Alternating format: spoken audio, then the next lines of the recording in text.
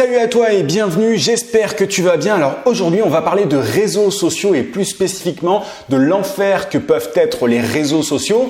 Je pense que je t'apprends rien, les réseaux sociaux sont le passage obligé pour tout type de business, que ça soit pour un restaurant, pour une start-up, peu importe le domaine de la start-up, que ça soit pour les e-commerce, pour les avocats, peu importe en fait les réseaux sociaux sont l'endroit sur lequel il faut être pour vendre, simplement parce que c'est là qu'est l'attention des gens. Il y a quasiment tout le monde aujourd'hui qui est sur les réseaux sociaux, donc forcément, il faut être présent dessus. J'avais déjà, je pense, pris cette image-là dans une vidéo précédente, mais tu vois, c'est sur les Champs-Élysées, il y a beaucoup de magasins, simplement parce qu'il y a beaucoup de passages. C'est un peu la même chose, c'est la même logique sur les réseaux sociaux.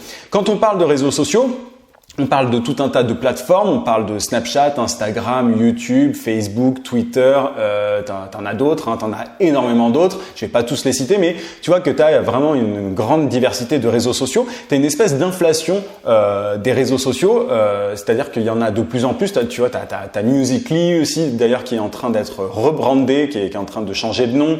Bref, t'en as de plus en plus et tu as aussi souvent de plus en plus de fonctionnalités sur ces réseaux sociaux-là. Et donc ça demande beaucoup de temps pour publier du contenu. Tu as de plus en plus de fonctionnalités. Tu vois, sur Instagram, par exemple, tu as les stories. Tu as Instagram TV aussi qui vient qui a été lancé il y a pas très longtemps. Bref, tu as de plus en plus tu dois accorder en tout cas de plus en plus de temps aux réseaux sociaux si tu veux faire ça bien. Tu vois, Snapchat et Instagram, pour le coup, par exemple, si tu suis les bonnes pratiques, tu dois poster tous les jours une photo, une vidéo, tu dois faire des stories régulièrement. Sur YouTube, je le dis aussi souvent, mais sur YouTube, en dessous de 3 vidéos par semaine, quand tu débutes en tout cas, c'est pas très intéressant, enfin tu n'auras pas de bonne croissance. Moi perso, je fais 4 vidéos par semaine depuis un an, non moins d'un an, mais bientôt 2 ans, pardon. Moins de 2 ans, mais bientôt 2 ans, plus d'un an et demi en tout cas, que je fais 4 vidéos par semaine sans m'arrêter. Donc tu vois, ça demande un certain temps. Au fur et à mesure, évidemment, tu peux t'entraîner pour que ça soit moins chronophage, mais bon, voilà. En tout cas, il faut considérer que ça te prend pas juste quelques minutes par jour. Facebook, si tu suis les bonnes pratiques, il faut aussi publier tous les jours pour faire du bon boulot, pour avoir une bonne visibilité sur Facebook. Twitter, il faut faire ça plusieurs fois par jour parce que chaque tweet est vu est de moins en moins vu parce qu'il y a énormément de gens qui tweetent chaque seconde sur Twitter, donc il faut publier régulièrement pour chaque jour pour pouvoir avoir de la visibilité. Bref, si tu suis les conseils et les bonnes pratiques des blogs et des professionnels des réseaux sociaux, c'est un enfer pour un business de publier du contenu, de créer du contenu. Mais le malheur, en fait, des uns fait le bonheur des autres et tu fais partie des gens heureux. Normalement, tu vois, il faut une personne à temps plein pour créer aujourd'hui du contenu sur les réseaux sociaux pour un business.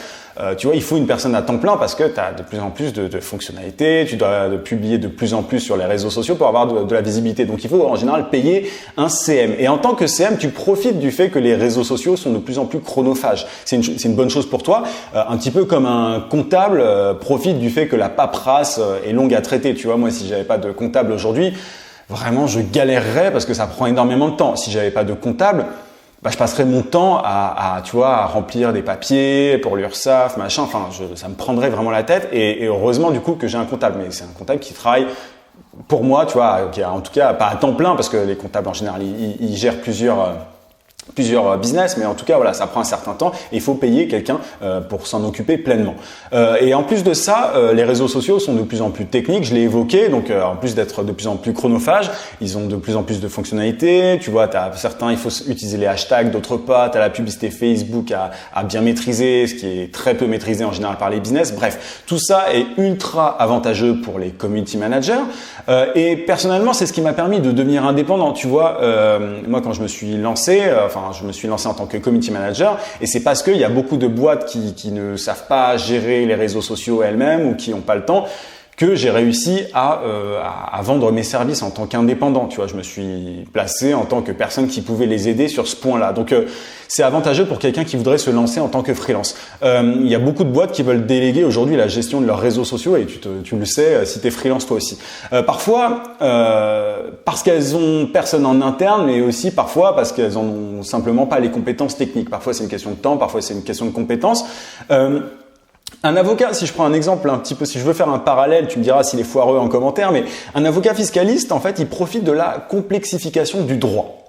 De la même manière, un community manager, il profite de la complexification des réseaux sociaux. C'est une bonne chose pour un community manager que tout ça se complexifie parce que du coup, on fait appel à l'expertise d'un community manager. Il y a quand même une différence majeure et c'est tout le point au final de ce podcast, de cette vidéo, c'est que l'avocat fiscaliste, lui, il est très très bien payé et le community manager, non. C'est la très grande différence. Les fiscalistes, il me semble, je te prends cet exemple-là parce que les avocats fiscalistes sont, il me semble, les mieux payés parmi les avocats. Ça fait partie du secteur, enfin de la spécialisation des avocats qui est la mieux rémunérée. Et parce que voilà, tu vois, le droit est de plus en plus compliqué, il faut faire des montages, bref, c'est technique le droit fiscal. Et je t'en parle aussi parce que moi j'en ai fait pas mal à la fac quand j'étais en fac de droit et j'aimais beaucoup ça pour le coup, mais c'est pas le sujet. Et le CM en fait, malgré le fait que les réseaux sociaux soient de plus en plus compliqués, il y a la pub Facebook à gérer, la pub Instagram qui appartient à Facebook, mais c'est pas là. Bref, t'as vraiment une complexification et les CM ne sont pas mieux payés. Tout le monde ou presque est d'accord pour dire que le droit c'est compliqué, c'est brumeux et ça justifie en fait pour la plupart des business les honoraires démentiels parfois de certains fiscalistes. De l'autre côté, bien que le métier de community manager devienne de plus en plus compliqué, devienne de plus en plus technique, les clients en fait ne se rendent pas compte de ça. Et ça, c'est vraiment la raison pour laquelle beaucoup de community managers galèrent et ne sont pas bien payés, c'est qu'en face, les personnes ne se rendent pas compte que c'est compliqué. Le métier de CM, il est donc de plus en plus compliqué, mais pas bien payé. Tu vois, t'as vraiment, t'as une complexification et en même temps, c'est pas bien payé et c'est même de moins en moins bien payé. Pourquoi? Simplement parce qu'il y a énormément de concurrence. Il y a de plus en plus de community managers ou en tout cas de gens qui se prétendent être community managers. Quand un client, il veut développer son business, il pense tout de suite, et c'est là que ça devient vraiment important, il pense tout de suite au mot community manager. Tu vois, quand tu as un business sur Internet et que pas sur Internet, mais quand tu as un business et que tu veux décupler tes résultats, avoir de meilleurs résultats, tu penses tout de suite au community manager en te disant, voilà, c'est la personne qui va m'aider à multiplier mon chiffre d'affaires grâce à Internet, grâce aux réseaux sociaux. Mais il ne sait pas vraiment ce que ça veut dire community manager. Et c'est ça le point. Il pense qu'il suffit d'être actif sur Facebook, sur YouTube, sur Twitter, bref, pour augmenter son chiffre d'affaires. Il voit ça un petit peu comme de la magie pas chère. Et ça, c'est important de le comprendre. Tu vois, ça dépend évidemment des secteurs avec qui tu travailles. Si tu travailles avec des startups dans la tech et tout, c'est pas forcément, c'est pas forcément la même chose. Mais souvent, les clients qui viennent vers les community managers, ils croient que les community managers sont des magiciens et qu'en plus ils sont pas chers parce que c'est pas très compliqué. Il suffit juste de savoir les quelques techniques, les quelques bons trucs, les quelques bons tuyaux pour pouvoir faire grossir un business sur Internet. Je te prends un petit exemple. Il y a quelqu'un qui est venu vers moi. Je crois que j'en ai parlé hier, mais je suis pas rentré dans les détails. Il y a quelqu'un qui est venu vers moi, comme souvent d'ailleurs, sur ma page Facebook en me disant est-ce que tu connaîtrais quelqu'un, un community manager qui pourrait m'aider à lancer mon business sur Internet, à augmenter mon chiffre d'affaires concrètement, c'était ce qu'il voulait. Sur Internet, sur ma page Facebook, j'ai lancé une page Facebook, il me faudrait quelqu'un pour la gérer, etc. Et en plus de ça, il avait d'autres pages. Mais bon, bref. Et du coup, je lui dis, moi j'en connais, mais bon, quel budget est-ce que vous avez? Et j'ai compris qu'en fait, souvent c'est la réponse qu'on a. Il disait, oui, moi j'ai pas beaucoup, je sais pas trop, en gros, combien je peux mettre et tout. Et je lui ai donné un chiffre, une petite fourchette en disant, en dessous de ça, vous aurez pas ce sera pas intéressant pour vous parce que vous aurez pas un bon community manager et le community manager ne pourra pas y accorder beaucoup de temps. Et j'ai pas eu de réponse de la personne en face parce que simplement elle se rendait pas compte que community manager c'est un métier, c'est technique et bref, ça se paye en fait. Donc il y a beaucoup de business qui croient que les community managers sont des magiciens et que c'est des magiciens pas chers, que c'est un petit peu l'Eldorado Internet si tu veux. De l'autre côté, il y a peu de CM, c'est aussi ça le problème, qui peuvent avoir des résultats business pour leurs clients. Donc d'un côté, tu as les clients qui veulent quelqu'un de pas cher qui peut avoir de gros résultats. Et il est pas cher dans leur tête parce qu'ils pensent que c'est pas très compliqué les réseaux sociaux. Et de l'autre côté, tu as des gens qui se disent CM et qui sont pas capables d'avoir des résultats. Ils se touchent devant, désolé du terme, vraiment, mais ils se touchent devant telle ou telle nouvelle fonctionnalité sur Instagram TV, ou je sais pas les stories, etc. Et ils se touchent devant ces fonctionnalités qui en soi, en elles-mêmes, ne peuvent pas permettre de décupler le chiffre d'affaires d'un business rapidement. En tout cas, tu vois, souvent, il faut créer du contenu à long terme. C'est peut-être ça que tu me dirais, tu vois, oui, mais alors ça se fait pas comme ça. La création de contenu, c'est du long terme, etc. On est d'accord là-dessus. Mais souvent, il y a une espèce de, tu vois, vraiment, il y a les intérêts sont contraires. Pas les intérêts, mais tu vois, le business, la boîte, elle veut des résultats rapides et le CM en face, il ne peut pas avoir des résultats rapides. Alors qu'en soi, c'est possible, tu vois. Mais c'est le nerf de la guerre pour un business d'augmenter de manière drastique ses résultats et en un minimum de temps possible. Et pour sortir, en fait, de cet enfer, de la complexification des réseaux sans accroissement de la valeur perçue, il faut comprendre une chose, tu vois, pour être très clair, pour sortir de cet enfer de plus en plus les réseaux sociaux, ça te prend de plus en plus de temps à gérer, il y a de plus en plus de fonctionnalités à connaître, etc. Et en même temps, c'est pas de mieux en mieux payé, bien au contraire. Et pour sortir de tout ça, il faut comprendre que quand un prospect veut un CM, c'est pas vraiment un CM qu'il veut. Il pense au mot community manager, mais c'est pas de ça dont il a besoin. Ce qu'il veut, c'est un growth hacker ou un consultant marketing digital. C'est ça qu'il faut comprendre. Tu vois, on pense tout de suite au mot community manager parce que c'est dans la culture, c'est dans la culture populaire. Bref, on simplifie comme ça. C'est un community manager qui permet de gérer les réseaux sociaux. Mais en face, il faut savoir que les business ne savent pas vraiment ce que c'est un community manager. Donc, si tu es freelance, si tu vends tes services, tu as intérêt aujourd'hui à évoluer en tant que consultant, à devenir consultant marketing digital et être capable d'avoir des résultats business pour tes clients. Il ne faut pas se limiter à la création de contenu, sinon tu es condamné. Crois-moi, vraiment, ça, je l'ai vu et c'est tout mon parcours. Tout mon parcours est allé dans ce sens-là, dans le sens inverse, tu es condamné à gagner une misère. Moi, j'ai tout fait pour sortir des petits tarifs qu'on pratique en tant que CM et c'est en devenant consultant marketing digital, en me formant, en étant capable d'avoir des résultats pour ces clients qui croyaient qu'ils avaient besoin d'un CM et qui en fait avaient besoin d'un community manager. C'est vraiment en ayant des résultats que j'ai réussi à gagner de plus en plus. Un CM lambda, il dirait à une boîte, pour caricaturer, je peux créer du contenu pour vous sur Facebook, YouTube, Instagram, etc. Un consultant, il dirait autre chose, je peux vous aider à doubler vos clients grâce à Instagram. Tu vois un petit peu la différence, il se focus sur un réseau social et il a une valeur ajoutée très claire, précise, il a une promesse très claire. Le CM, en général, il n'a pas une promesse très claire, souvent il dit je gère les réseaux sociaux. Mais les réseaux sociaux, ça veut tout dire et rien dire. Tu vois un petit peu la différence. Donc le consultant, il peut passer 2 fois moins de temps à travailler qu'un CM et gagner 10 fois plus parce qu'il a des résultats, lui, contrairement au CM.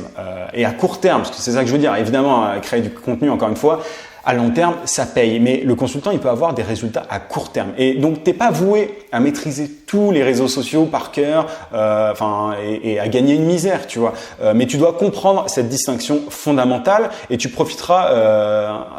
C'est comme ça que tu profiteras du manque de compétences des autres community managers. Parce que quand un client n'y connaît rien au début, il paye un CM, mais en voyant qu'il n'a pas de résultats, il peut arrêter et il peut du coup chercher quelqu'un de plus cher, de plus technique, donc un consultant.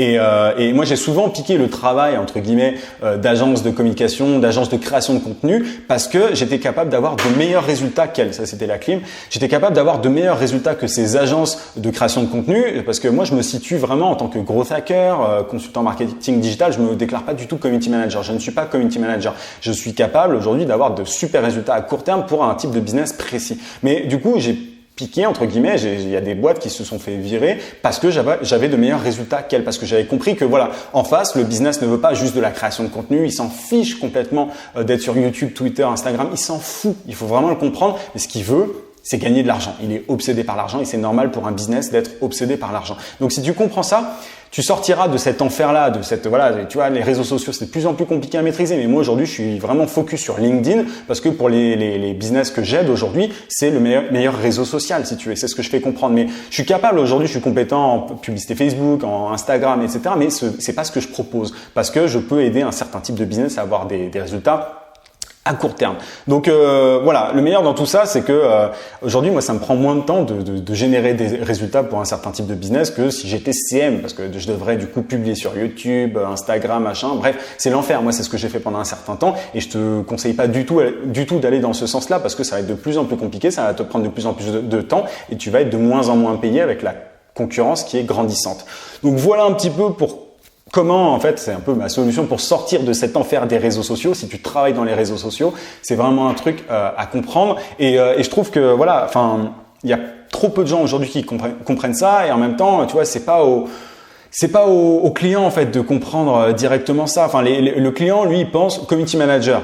Mais derrière, c'est à toi d'élever ton niveau en fait et de pas simplement être quelqu'un qui crée du contenu. On peut réinventer la définition de community manager. Tu vois, dans la tête des clients, c'est quelqu'un qui permet d'accroître le chiffre d'affaires grâce aux réseaux sociaux. Soit cette personne-là, soit ce type de community manager-là, et donc plutôt un consultant. En réalité, c'est ce qui fait la différence aujourd'hui. C'est comme ça qu'on différencie un CM d'un consultant quand on s'y connaît en marketing digital. Voilà un petit peu ce que je voulais te dire aujourd'hui.